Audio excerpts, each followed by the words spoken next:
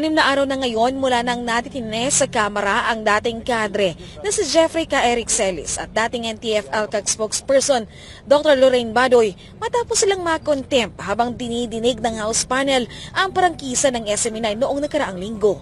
Lunes ng hapon, nagpasaklolo na ang mga asawa nila Badoy at Celis sa Korte Suprema para sa kanilang agarang paglaya mula sa House detention. Kasama ang abogado na si dating Malacanang spokesperson Attorney Harry Roque, naghain ng mga ito ng habeas corpus at certiorari para ideklarang walang legal na basehan ang House detention at merong grave abuse of discretion. Matatanda na pinakontempt ng mga kongresista si K. Eric at dinetain sa loob ng House of Representatives matapos itong tumangging pangalanan ng kanyang source sa 1.8 billion na travel expense daw ni House Speaker Martin Romualdez habang si Badoy ay kinontempt dahil sa naging sagot nito sa advertisement ng programang Laban Kasamang Bayan. Para sa kampo, illegal ang naturang House detention. Malinaw po na illegal. Unang-una, hindi po dapat mapilit ang mamamahayag na ibunyag ang source niya dahil nga po sa SOTOLO at dapat po bago magpakulong, binibigyan muna ng pagkakataon na marinig ang mga resource persons sa Kamara. Tunay pong makapangyarihan ng Kongreso, tunay po na meron silang kapangyarihan magpa-aresto na wala pong indefinite period of time.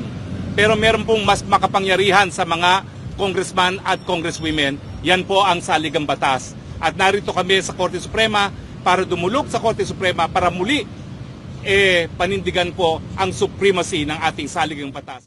20 years kaming nasa kilusan. Buong buhay namin for 20 years nasa kalye. Nagmamarcha at nagsumisigaw na ibagsak ang gobyernong ito. Ngayong sinusunog yung mga FPJ ng mga presidente. Nagbalik loob kami sa gobyerno ni K. Eric dahil alam namin na mali yung ginagawa namin lumalaban sa gobyerno. Ngayon, nagtatanong lang si K. Eric, hindi nga kami naikulong nung nagmamarcha kami. Ngayon, nagtatanong lang siya, kulong agad. Saan ang justice nun? Sana mapakinggan kami wala silang ginawang masama as far as yung ating batas is concerned. Naniniwala naman ng mga petitioner na agad na aaksyonan ng Korte Suprema ang kanilang apila.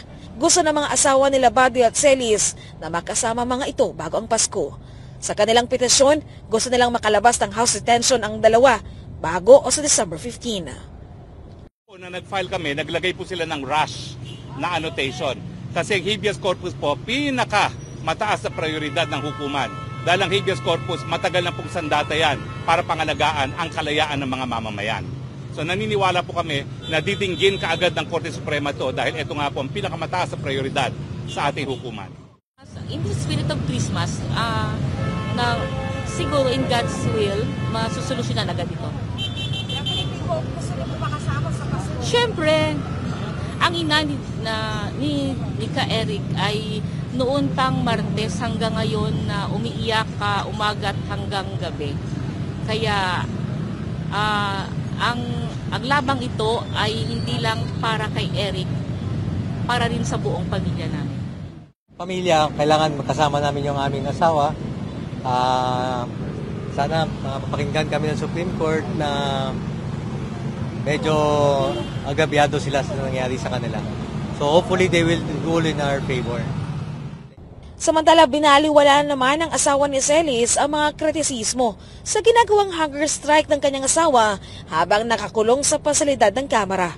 Matatanda ang nag-hunger strike si Celis at si Badoy bilang pagprotesta sa ginawang pagpapadetine sa kanila ng House panel. Wala po akong masabi. Wala. Karapatan nilang magsabi na kung ano-ano. Para sa akin po, hindi natin ma-appreciate ng tao. Kung magbabash sila, so be it. Para sa Diyos at Pilipinas kong mahal, Margaret Gonzalez, SMNI News.